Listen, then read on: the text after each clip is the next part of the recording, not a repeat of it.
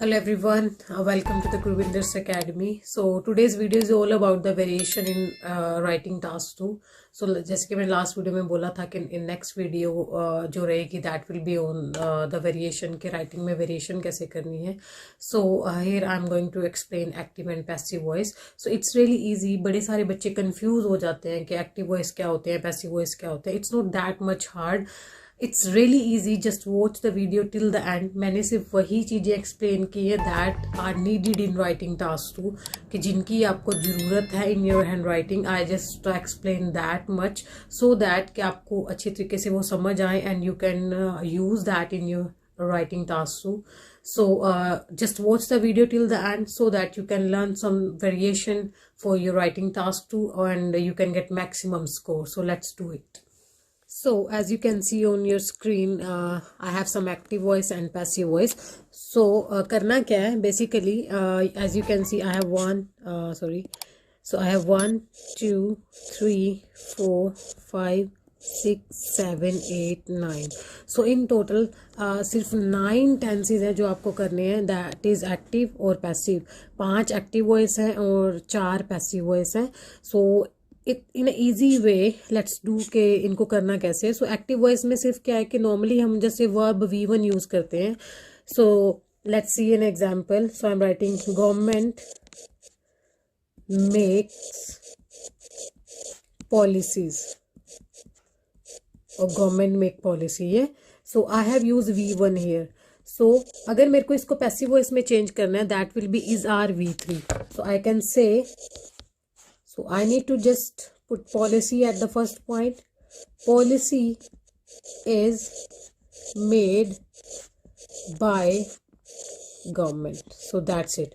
So V1 को हमने change किया is V3 में. So that's the way हम V1 को is R में इज आर V3 में अगर चेंज करते हैं तो दैट इज मीन्स हम पैसिव वॉइस में कन्वर्ट कर रहे हैं. सो अगर इसको इजी वे में भी हमें याद करना है तो आप नॉर्मल क्या कर सकते हो, कभी भी अगर V1 दे रखा है और एक सब्जेक्ट दे रखा है तो आप उसको सिंपल वे में क्या करना है, आपको इज आर V3 ऑब्जेक्ट को आगे लिखना है और इज आर V3 यूज करना है. That is your rephrasing. ये रीफ्रेजिंग आप कर रहे हो बिकॉज उन्होंने एक्टिव वॉइस में दे रखा था, आपने पैसिव वॉइस में चेंज किया. That is called the rephrasing. Next is, अगर वो ये अब नेक्स्ट जो हमारा एग्जाम्पल है that is are VING. Very easy. So इसको क्या करना है, अब इसका एग्जाम्पल ले लेते हैं. Government is making policy. Government policy बना रही है. अगर मेरे को इसको पैसिव वॉइस में चेंज करना है I can simply say policy is being made by government. So it's very simple, very easy. So कभी भी आपको लगे कि इज आर ING दे रखा है और मेरे को रीफ्रेजिंग करनी है और मेरे को पैसिव वॉइस का पता ही है, इज आर ING को चेंज किया जाता है is are being V3. So passive voice में एक चीज याद रखनी है कि V3 सिर्फ एक्टिव वॉइस में हैज है V3 है जो V3 के साथ आता है. अदरवाइज जो जितने भी V3 वाले हैं that will be passive voice. ये सो हमने बोला is making. So is are ING हम यूज कर रहे हैं यहाँ पे और इसको हमने पैसिव वॉइस में कन्वर्ट किया इज बीइंग V3 में. So this is the very easy way to do rephrasing. Variation आपकी राइटिंग में वेरिएशन आ रही है, आप एक्टिव को पैसिव में कन्वर्ट कर रहे हो, आपको एक्टिव वॉइस का पैसिव वॉइस का पता चल रहा है.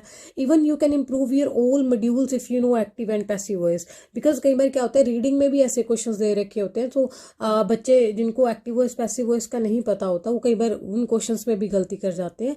सो इट्स रियली ईजी. अगर हम एक्टिव वॉइस का मतलब क्या होता है कि हम खुद कोई बंदा काम कर रहा है, जैसे गवर्नमेंट हमने यहाँ पे पहले लिखा है, इट मीन्स गवर्नमेंट काम कर रही है. गवर्नमेंट क्या कर रही है, गवर्नमेंट इज मेकिंग.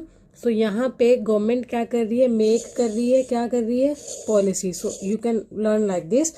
अब अगर हम पैसिव वॉइस में लिखते हैं जैसे कि मैंने यहाँ पे किया इज V3. सो इसका मतलब क्या हुआ कि पॉलिसी बनाई जा रही है किसके द्वारा, गवर्नमेंट के द्वारा. So it's like this. It's very easy. So अगर हम एक्टिव फॉर्म यूज कर रहे हैं इसमें इट मीन्स जो हमने फर्स्ट नंबर पे लिखा है वो काम कर रहा है. अगर हम is V3 is being V3 has have been V3 use करें, इट मीन्स कि जो यहाँ पे सब्जेक्ट था उसको बनाया जा रहा है। तो अब क्या बनाया जा रहा है, पॉलिसी इज बीइंग मेड। ऊपर वाले एग्जाम्पल में क्या था, government is making policy, it means government policy बना रही है। जो नेक्स्ट नीचे वाला एग्जाम्पल है, इट मीन्स बनाया किसको जा रहा है, that is policy, policy is being made by government. It's really easy. And let's take the next example. So next is has have V3। So जब काम हो जाता है तो हम बोलते हैं गवर्नमेंट हैज मेड पॉलिसी। ये सो अगर इसको हम कन्वर्ट करते हैं in passive form, so I can say policy has been made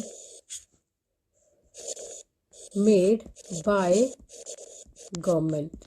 so simple, मैंने क्या किया है, मैंने सिर्फ ये किया है कि हैज मेड जो था, हैज V3 जो था, क्योंकि इसमें क्या कर रही है, गवर्नमेंट ने पॉलिसी बना चुकी है।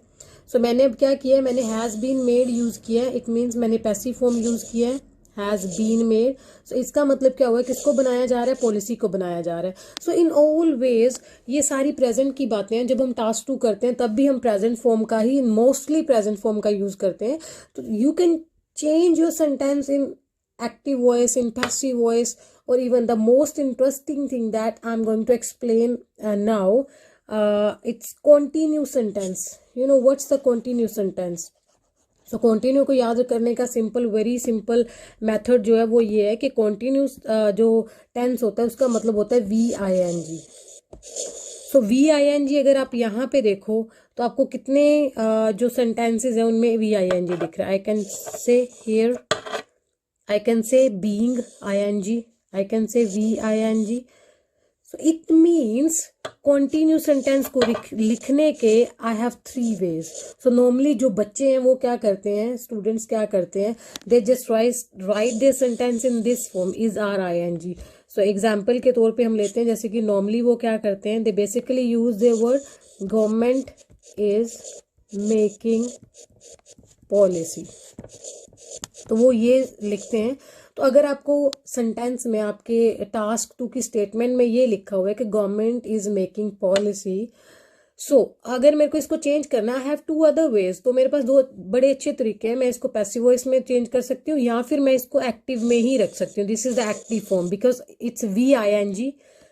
So I can show you how to convert it. So अगर मेरे को इसको चेंज करना है, कॉन्टिन्यू सेंटेंस को कॉन्टिन्यू में ही रखना है, but I need to change the tense और मेरे को रीफ्रेजिंग करनी है। So I can say government has been making policy. So I can change in this way, or I can say in a passive form, I can say policy has been made by government. ये so it's really easy. So continuous sentence को 3 तरीकों से लिखा जाता है। जहां पे भी ING है, इट मीन्स पैसिव वॉइस में आप कन्वर्ट कर सकते हो, इज आर बीइंग V3। आप इसको एक्टिव में ही रख सकते हो, हैज हैव बीन ING। इन तीनों का मतलब बिल्कुल सेम रहेगा। As you can see, government is making policy, वो पॉलिसी बना रही है। Government has been making policy, सिर्फ इसमें सिर्फ छोटा सा डिफरेंस ये आ जाता है कि ये टाइम पीरियड के लिए यूज होता है। सो इट डजंट नेसेसरी कि आपको फॉर और सिंस लगाना पड़ेगा यहाँ पे, it doesn't matter, you can use in this way as well. और policy has been made by government, तो सबका sorry the last sentence is policy has, oh I just made it wrong, I need to correct it. So जो last continuous sentence रहेगा, that will be policy is being made by government. So it's ING, we have to use VING. So I have 3 ways to write continue. तो दोबारा से बच्चे क्या करते हैं, pollution is increasing and the gases are increasing. So are increasing, are ING को change करने के लिए I have some other tense that is has, have been ING और is being V3. Gases are being increased because we all know that वो अपने आप increase नहीं हो रही हैं. There are lots of people or human activities that are increasing the things. Yeah. So you can use these 3 things as well to improve your writing task to score. And the most important thing, जब because whenever I used to check the notebooks, तो ये problem बड़ी सामने आती थी. बच्चे क्या करते हैं, जैसे कि मैंने यहाँ पे लिखा हुआ है can, may, should, V1. So passive voice में क्या रहेगा, बी V3. और एक्टिव वॉइस में क्या रहता है, जितने भी मोडाल्स हैं आपके उनके साथ हम हमेशा क्या यूज़ करते हैं. सो जितने भी मोडाल्स रहेंगे उनके साथ V1 यूज़ होता है. अगर आप पैसिव वॉइस यूज़ कर रहे हो तो मोडाल्स के साथ क्या रहेगा, B प्लस V3. ये सो अगर आप जब प्रूफ रीड करते हो अपनी हैंड राइटिंग को, जब आप फिनिश कर लेते हो अपना टास्क, तो आपको ये वाला चार्ट जो है ये आपको अपने सामने रखना चाहिए. जब कभी भी आप अपनी राइटिंग को प्रूफ रीड कर रहे हो, so it's a very simple way to check your writing grammar कि कहीं पे मैंने, because these are the things.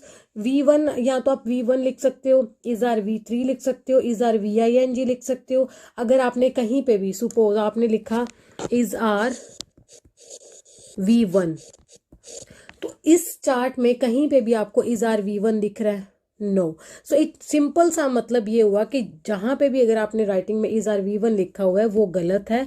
तो आपको उसको करेक्ट करने के लिए अगर आपने कहीं पे गलती से इज आर V1 लिख दिया है तो आप चेक कर सकते हो कि आप करेक्शन कैसे कर सकते हो. तो इज आर के साथ या तो आप उसको पैसिव फॉर्म में बना रहे हो, V3 में कन्वर्ट कर दो. अगर आपको लग रहा है कि नहीं इसमें तो सब्जेक्ट ही काम कर रहा है, इट्स अ एक्टिव फॉर्म, तो इज आर को हटा दो. तो उसको क्या रहना चाहिए, उसको V1 नहीं रहना चाहिए. सो ये इतना सिंपल सा चार्ट है जो आप यूज कर सकते हो for your proof reading. Proof read करने के लिए आप अपनी राइटिंग जब फिनिश कर लेते हो फटाफट से चेक करो कि कहीं मैंने कोई गलती तो नहीं की है. मैंने इज आर ING ही लिखा है, मैंने इज आर V1 तो नहीं लिखा, मैंने इज आर बीइंग V3 लिखा है, इज आर V3 लिखा है. So you can check your grammar by yourself as well. So the last thing is modals. सो जब कभी भी आप मोडाल्स यूज करो तो उसके साथ हमेशा अगर एक्टिव फॉर्म है तो V1 आएगा. फॉर एग्जाम्पल गवर्नमेंट शुड, अब मैंने शुड यूज किया और ये गवर्नमेंट मैंने यूज किया, तो it's active form. Should make policy, this is the right way. और I can say policy should be made by government. So these are the 2 ways. जब हम मोडाल्स यूज कर रहे हैं तो हमें ध्यान रखना चाहिए कि हम मोडाल्स जब यूज करते हैं तो एक्टिव फॉर्म में V1 यूज होता है, अगर वो पैसिव फॉर्म है तो should be V3. So BV3 modals के साथ इन पैसिव फॉर्म, और अदरवाइज जितने भी मोडाल्स रहेंगे that will be V1. So it's really easy way. So हम शुड के साथ ये नहीं बोलेंगे कि should avoided. So avoided is a second form. We can't use second form with modals in active voice. Yes. So ऐसे ही हम B के साथ V1 नहीं यूज करेंगे, जैसे should be make. So that's also wrong. So should be made आएगा और should make आएगा in active और should be made आएगा in passive voice. Yeah. So बड़ा easy method है. आप 1-2 बार वीडियो को अगर रिपीट करके भी देखो तो ये सारी चीज़ें बड़ी इजी वे में समझ आ जाएंगी. It's not really hard. और इतनी सी चीज़ों को समझने के बाद आप 50% स्कोर आपका राइटिंग का इम्प्रूव करने जा रहे हो. I am really 100% sure, because normally बच्चे ये गलतियां करते हैं इन देयर ग्रामर. और अगर आप ग्रामर भी इम्प्रूव कर रहे हो साथ साथ, और आपका क्या टास्क रीफ्रेजिंग भी आपको करनी आ रही है, क्योंकि अगर आप एक्टिव में लिख रहे हो सारा टास्क उसमें वेरिएशन नहीं है. सो आप वेरिएशन प्लस ग्रामर दोनों को सीख सकते हो अगर आप इस नॉर्मल से इस चार्ट पे काम करो. सो this is the all thing about active and passive voice. Let me know अगर आपको ये दोबारा से या इससे भी ज़्यादा डिटेल्ड में चाहिए. I can help you. So just comment me if you need help in anything in your writing, reading, what ever you want, I can help you. So hope you like this video. Hope के ये आपको समझ आया हो और आप अपनी writing में ये यूज़ करो. So that will be really proud for me अगर आपको समझ आए और आप अपनी राइटिंग में इसको यूज़ करो. So thank you very much for watching the video. Thank you. Take care.